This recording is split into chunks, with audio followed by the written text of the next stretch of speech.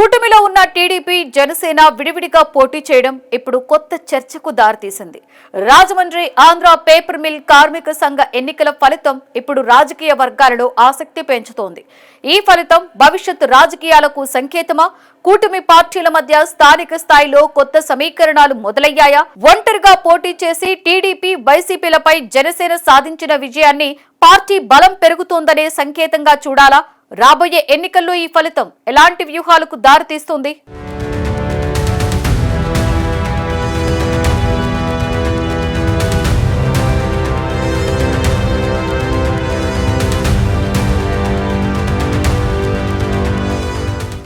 ఏపీలో జరిగిన ఎన్నికల్లో జనసేన ఘన విజయం సాధించింది. తెలుగుదేశం పార్టీతో విడిపోయి పోటీ చేసిన జనసేనకు సూపర్ విక్టరీ దక్కింది. వైఎస్సార్ కాంగ్రెస్ పార్టీ 2వ స్థానంలో నిలిచింది. అయితే ఇవేవో సాధారణ ఎన్నికలు కాదు.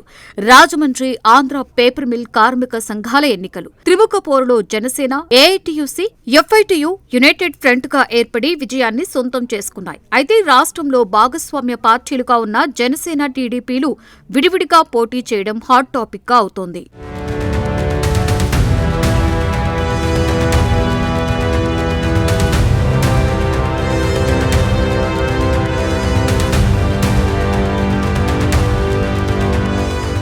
రీసెంట్ గా ఆంధ్ర పేపర్ మిల్ కార్మిక సంఘాల ఎన్నికలు జరిగాయి. జనసేన కూటమికి 258 ఓట్లు వచ్చాయి. వైఎస్సార్ కాంగ్రెస్ పార్టీ యూనియన్ కు 228 ఓట్లు రాగా, టీడీపీకి చెందిన టీఎన్టీయూసీకి 220 ఓట్లు వచ్చాయి.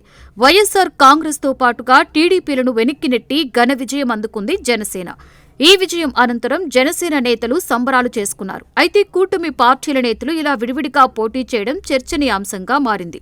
మొన్నటి సార్వత్రిక ఎన్నికల్లో కలిసి పోటీ చేసి గెలిచిన కూటమి ప్రభుత్వం ఏర్పాటు చేసింది. కానీ ఇప్పుడు కార్మిక సంఘాల ఎన్నికల్లో ఎవరికి వారు పోటీ చేయడం ఆసక్తికరంగా మారింది. త్వరలో స్థానిక సంస్థల ఎన్నికల నేపథ్యంలో ఇదే ఫార్ములా అనుసరిస్తారా అన్న అనుమానాలు కూడా కలుగుతున్నాయి.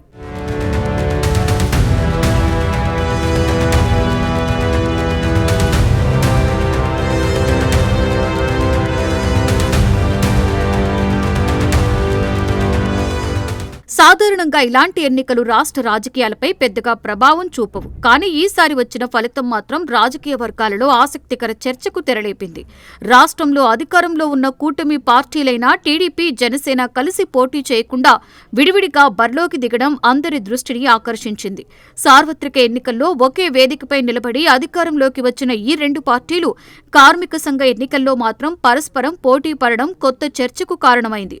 అయితే దీనిని కూటమిలో విభేదాలకు సంకేతంగా చూడాలా అంటే అంత సులభంగా చెప్పలేం.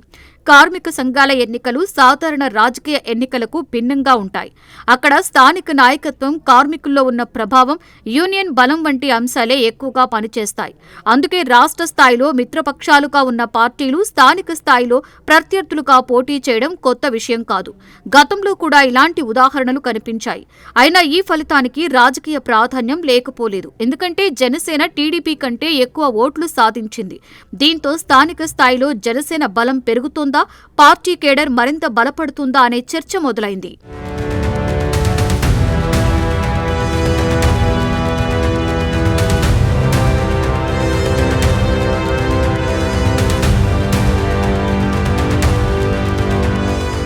మరొకవైపు టీడీపీ 3వ స్థానంలో నిలబడడం కూడా విశ్లేషకులకు కారణమవుతోంది. ఈ ఫలితాన్ని జనసేన తన సంస్థాగత బలానికి నిదర్శనంగా చూపించే అవకాశం ఉంది. ముఖ్యంగా కూటమిలో తాము కూడా సమాన బలం కలిగిన భాగస్వాములమే అనే సందేశాన్ని తమ శ్రేణులకు ఇవ్వడానికి ఈ విజయాన్ని ఉపయోగించుకోవచ్చు.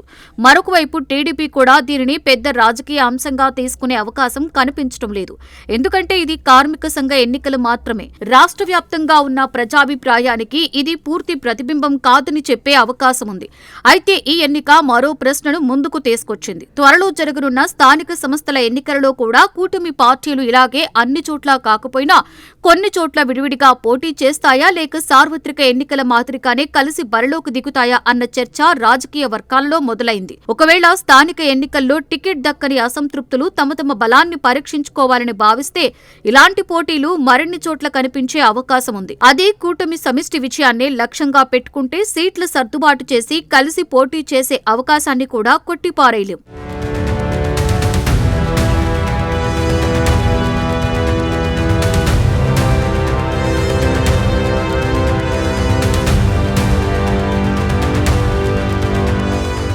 అందుకే రాజమండ్రి ఆంధ్ర పేపర్ మిల్ కార్మిక సంఘ ఎన్నికల ఫలితాన్ని కేవలం ఒక యూనియన్ ఎన్నికగా మాత్రమే కాకుండా కూటమి రాజకీయాల కోణంలో కూడా విశ్లేషిస్తున్నారు. ఈ ఫలితం భవిష్యత్ ఎన్నికల వ్యూహాలకు సంకేతమా లేక స్థానిక పరిస్థితుల ప్రభావమేనా అనే ప్రశ్నలకు సమాధానం రానున్న స్థానిక సంస్థల ఎన్నికల్లోనే స్పష్టంగా తెలిసే అవకాశం ఉంది.